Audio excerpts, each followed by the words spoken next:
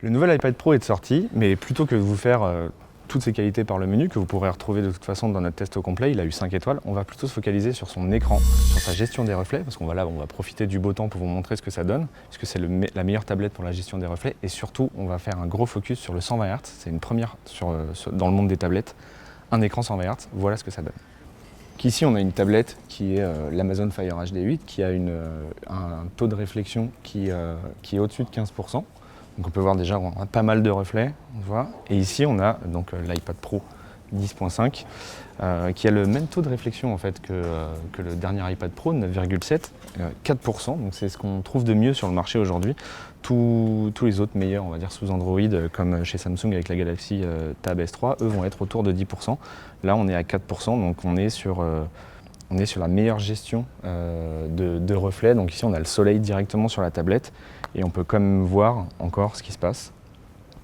Alors qu'ici, quand on est au-dessus de 15%, ça devient quand même un peu compliqué de voir ce qui se passe sur la tablette.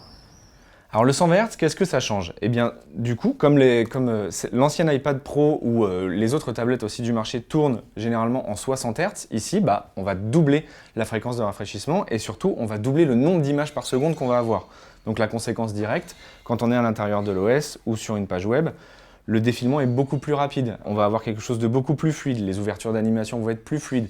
Elles ne vont pas forcément être plus rapides, mais visuellement, le fait que le nombre d'images par seconde double, l'impression visuelle qu'on a, c'est que tout est beaucoup plus rapide, tout est beaucoup plus fluide, et du coup, on a vraiment un gros changement dans la manière qu'a l'iPad d'afficher son OS, du contenu.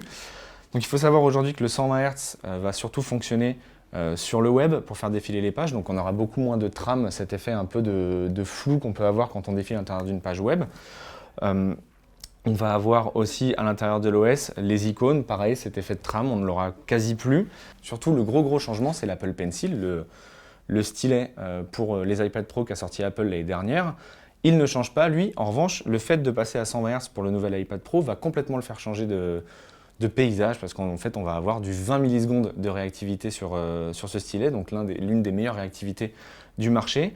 Et pour dessiner, pour écrire, pour faire des notes manuscrites, alors en fait le trait va arriver au moment où on écrit, chose qu'on n'avait pas sur l'iPad Pro 9,7, il y avait un léger retard à la prise en compte, même si c'était déjà très rapide. Là aujourd'hui avec le 120 Hz, tout est décuplé et on se retrouve même avec un monde entre les deux.